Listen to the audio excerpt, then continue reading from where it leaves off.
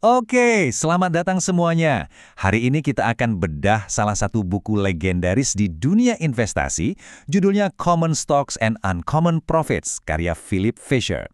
Kita bakal kupas tuntas filosofi investasi yang udah jadi panutan banyak investor hebat selama bertahun-tahun. Pernah nggak sih Anda mikir, di tengah ribuan saham yang ada, gimana caranya kita bisa nemuin satu atau dua perusahaan yang benar-benar istimewa? Perusahaan yang layak kita pegang untuk jangka panjang. Nah, ini dia tantangan terbesarnya. Disinilah Philip Fisher masuk dengan pendekatannya yang beda banget. Metodenya itu bukan cuma soal lihat angka di laporan keuangan, tapi jauh lebih dalam dari itu. Ini soal gimana kita menggali sampai ke DNA sebuah perusahaan, menemukan kualitas-kualitas hebat yang nggak bakal kelihatan di laporan triwulanan. Terus gimana cara Fisher melakukannya?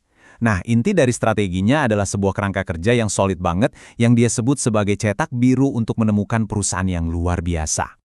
Jadi gini, Fisher itu bikin semacam checklist yang isinya ada 15 poin kunci. Menurut dia, sebuah perusahaan harus bisa memenuhi sebagian besar poin ini kalau mau dianggap sebagai investasi yang jempolan. Nah, biar gampang, 15 poin itu sebenarnya bisa kita kelompokkan jadi 3 pilar utama. Pertama, kekuatan bisnisnya. Apakah pasarnya terus tumbuh? Penjualannya kuat? Kedua, kualitas manajemen. Apakah mereka visioner, fokus ke inovasi?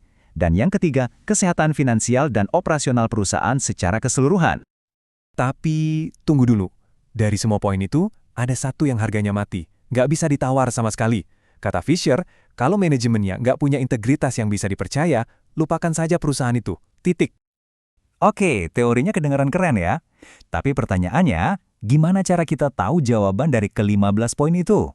Jawabannya, jelas nggak akan Anda temukan cuma dengan baca laporan tahunan.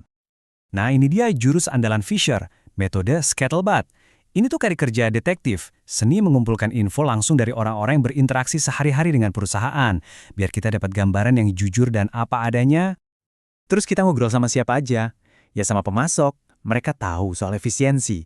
Sama pelanggan, mereka tahu kualitas produknya. Sama ilmuwan di industrinya, mereka tahu soal inovasi. Dengan cara inilah, Fisher bisa nemuin potensi besar di perusahaan kayak Texas Instruments jauh sebelum Wall Street ngeh. Oh ya, mantan karyawan juga bisa jadi sumber. Tapi, hati-hati, infonya seringkali bias. Nah, ini ada satu trik yang cerdas banget dari Fisher. Coba tanya kompetitor tentang perusahaan incaran Anda. Kalau mereka ngomongin perusahaan itu dengan nada hormat atau bahkan sedikit takut, wah, itu pertanda Anda berada di jalur yang benar. Oke, jadi untuk bisa pakai metode Fisher, kita nggak cuma butuh tekniknya, tapi juga mindsetnya. Kita harus siap-siap membongkar dua mitos besar dalam dunia investasi yang sering kita dengar. Mitos pertama nih yang sering banget kita dengar, dividen tinggi itu pasti bagus. Kata Fisher, belum tentu. Menurutnya, perusahaan yang menahan laba untuk diinvestasikan kembali demi pertumbuhan seringkali justru jauh lebih menguntungkan buat pemegang saham dalam jangka panjang. Coba deh lihat tabel ini, biar lebih kebayang. Perusahaan A yang imbal hasilnya tinggi, harganya cuma naik 2 kali lipat. Tapi lihat perusahaan B yang fokus ke pertumbuhan, harganya bisa naik 10 kali lipat. Dan yang paling gila, setelah 10 tahun, justru perusahaan B ini yang ngasih dividen 2 kali lipat lebih besar dibanding investasi awal kita. Lanjut ke mitos kedua, jangan taruh semua telur dalam satu keranjang. Klise banget kan? Nah, Fisher justru menantang ini. Katanya, kalau telur Anda ada di terlalu banyak keranjang, Anda malah jadi nggak bisa ngawasin satu pun dengan benar. Akhirnya, isi portofolio Anda cuma perusahaan yang biasa-biasa aja. Jadi, apa dong diversifikasi yang beneran menurut Fisher? Bukan soal punya banyak saham loh, tapi soal penyebaran risiko bisnis. Apakah perusahaan Anda main di banyak industri? Apakah perusahaannya sendiri punya banyak merek yang beda-beda? Pertanyaan-pertanyaan kayak gini jauh lebih penting. Nah, kita tahu kan, riset sedalam ini tuh butuh waktu dan tenaga yang nggak sedikit. Nggak mungkin kita lakukan ini ke semua saham yang ada di bursa.